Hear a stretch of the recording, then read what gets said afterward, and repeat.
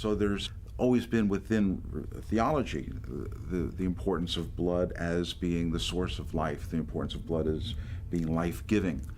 And certainly that's reflected in both the Old and New Testaments of the Bible, the Hebrew Bible and the Christian Bible. Blood is a fluid which has in it many elements.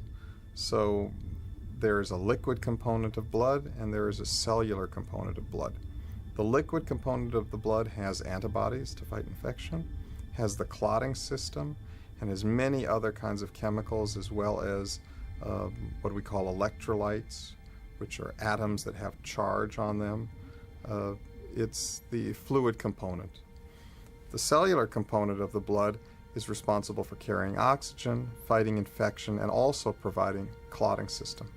Now, in the human, the red blood cell, the mature red blood cell, sacrifices its nucleus so that the entire red cell can be devoted only to carrying oxygen on hemoglobin. The red cell is very generous because it can't make any more protein after that. It can't even make protein to help sustain itself, which is why the red blood cell dies after about 3 months. There seems to be throughout vampire lore a very close association between the vampire's need for blood and the story of salvation, where we are saved through Christ's death and his shedding of blood.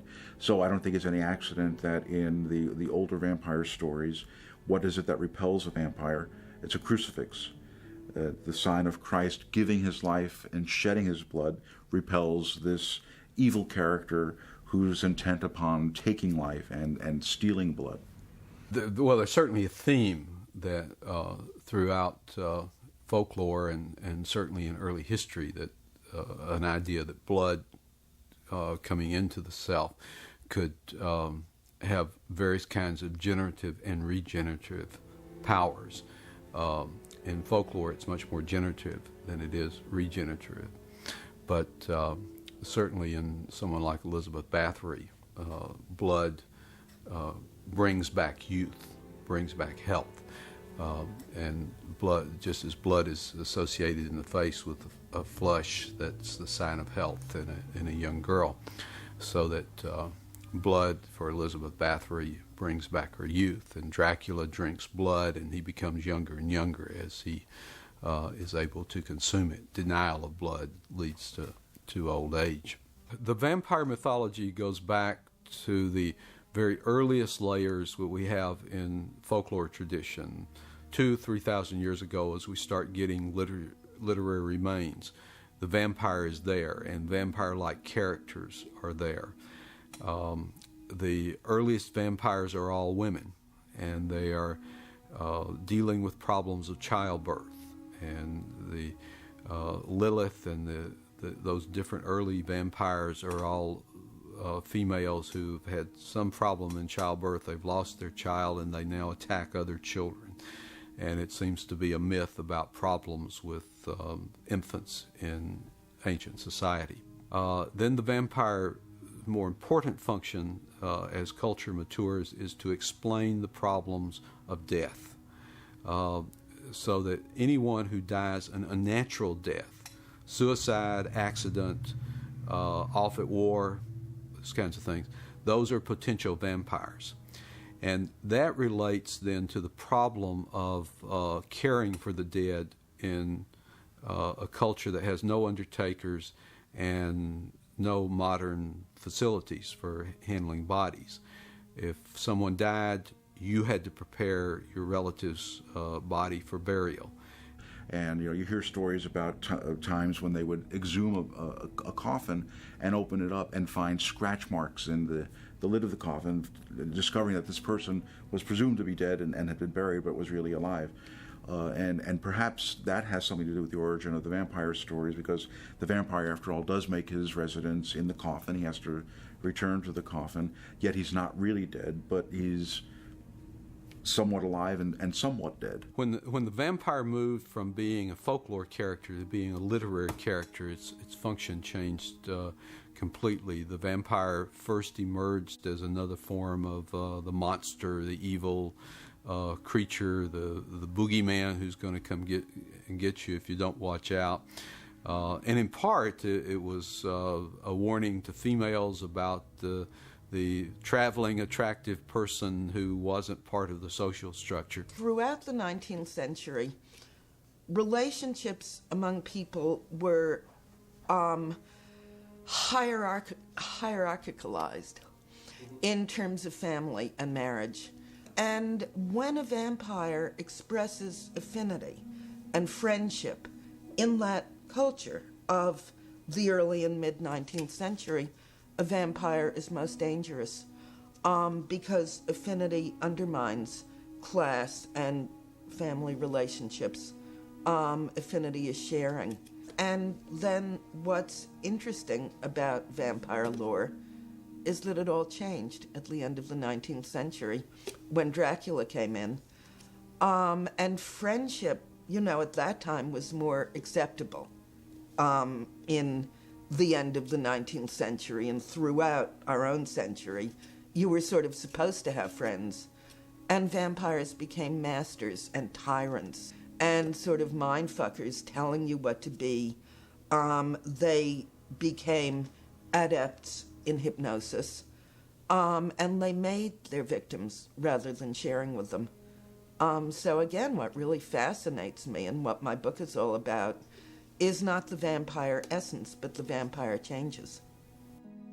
As the vampire has continued to mutate and to develop, he's kind of become a romantic anti-hero. When I was growing up, I used to watch horror films. I used to watch the double feature on Saturday night. They would run a film from 11 to 1 and one from 1 to 3, and I always used to stay up late and watch those movies. And there was a whole period where all they would show were Hammer films. And there were the Dr. Phibes films, and then there was this oddity, Captain Kronos, vampire hunter, vampire slayer. And it was this strange hybrid of sort of a vampire film and swashbuckling. There was also a little bit of a Sherlock Holmes in it and a little bit of the Three Musketeers, and it was just this oddity. When I knew I was going to make a vampire picture, I ran all the Hammer vampire pictures, and I came up with a conclusion that they were all the same, really. The guy you were rooting for, almost the hero figure, was the vampire. The most interesting person in it was the vampire. And you always knew that it was all going to end up with him having a stake through his heart, which seemed to me to be very predictable. And I tried to approach it, standing all those conventions on their head and making the actual vampire hunter more interesting and more attractive than the vampire itself. It's a bit like the Avengers in a way, that anything could happen. It was open-ended. Because you never had absolutes, you had the possibility of doing anything.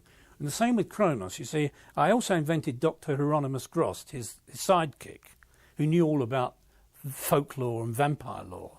And he has a very important speech that says, vampires can come in any guise, and some of them have to be killed in specific ways that don't include stake through the heart.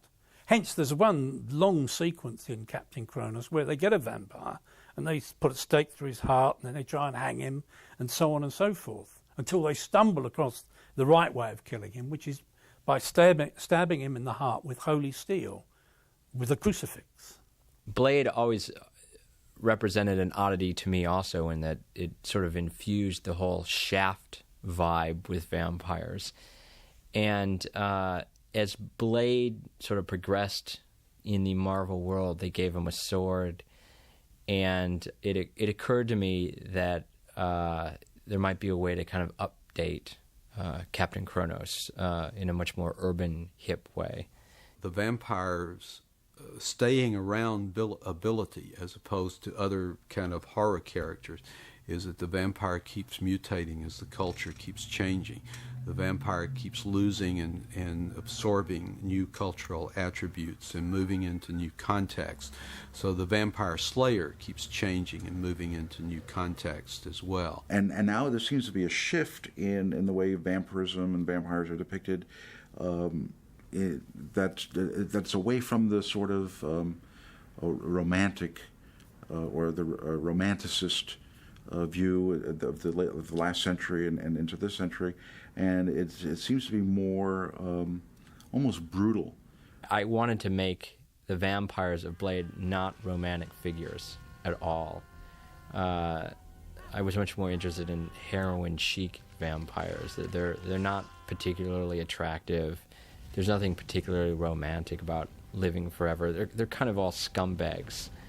I was very conscious of wanting to go in a different direction from the kind of Anne Rice sort of subgenre of vampire movies that have been out there. One of the interesting things about Blade is that Blade culminates a development that really begins to happen in the 1960s, in which the vampire is no longer the lone rogue character that he is even in Dracula through most of the 20th century. Vampires are single characters. But in the last half of the 20th century, vampires have a society of some type. They're very rudimentary in, say, Matheson's I Am Legend. There's a group of vampires, and the loner is the one guy who's holding out against them. So going back to the idea that in the 19th century, the pre-Dracula 19th century, the vampire was a friend. And a friend is both somebody who understands you, which family roles don't always, or they preclude it. Now, in the last 2 decades of the 20th century, in America, vampires are gangs.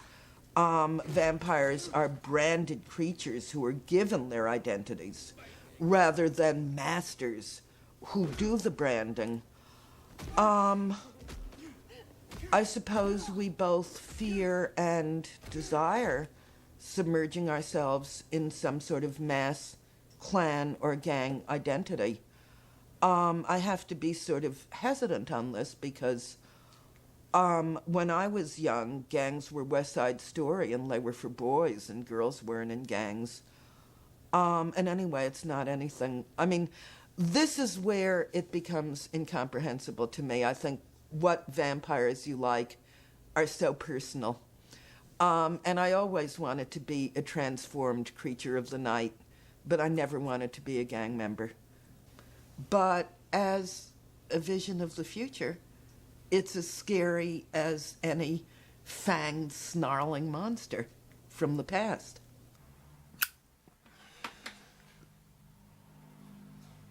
I'm actually truly fascinated, first of all, that Blade did well. And secondly, that it came without really any quasi, even Star Wars scientific background.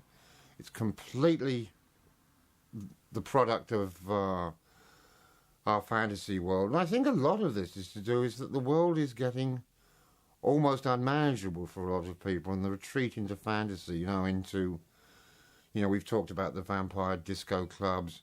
You have people over there somewhere practicing, Wicca goddess religion, the Burning Man festival out in the desert.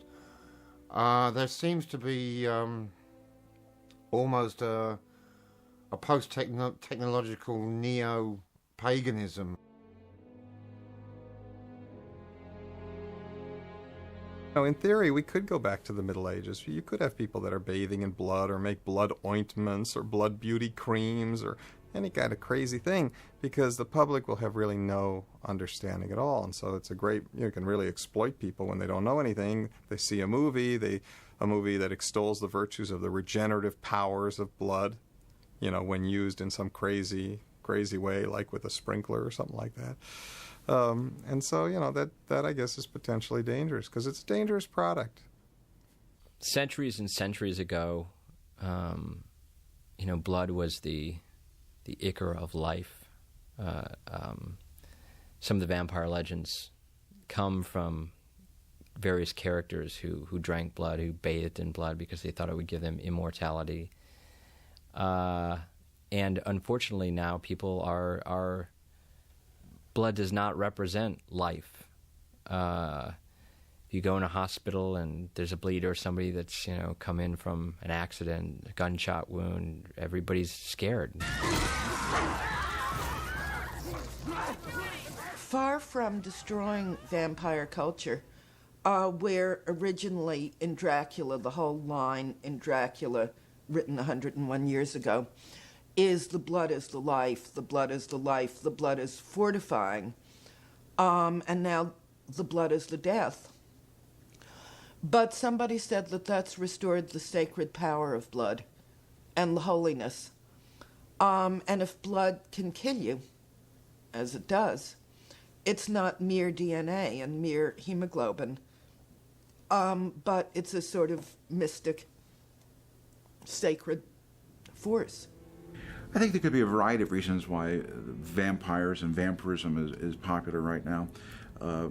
Right, we're on the cusp of a new century and a new millennium, and historically there has always been a heightened interest at the end of a century or at the end of a millennium, heightened interest in things having to do with the ultimate final battle between good and evil. Armageddon, the end of the world, the end of the age, the second coming of Christ, the emergence of the beast, 666, the Antichrist. And the vampire is a sort of an Antichrist because he's juxtaposed to the mission of Jesus, the gospel of Jesus, the message of Jesus. I think Blade is pervaded, if not by spiritual values, then by religious rituals, much more so than earlier vampire movies. I saw the vampire apocalypse as being part of this perennial search for the supernatural breakthrough. That if we can only do this little ritual, then the eschaton will come and we will be empowered and the like, which is, to me, an adolescent form of religious faith, but one that continually pops up generation after generation, and that what we were seeing in the movie was sort of an unsophisticated presentation of that apocalyptic faith, though artistically done and integrated to the story. People always want to cling to legends, and more nowadays, since religion's going out the window, people are turning back to the old wives' tales and the old the anachronisms of alternative medicine and acupuncture and so on. They want the unknown because the known is becoming a bit plebeian, a bit banal, I think. Well, I think sometimes people have difficulty in trying to have a moral compass, and it shouldn't surprise us if that's reflected in the icons of popular culture. Well, I think there's an undertow at the end of any century.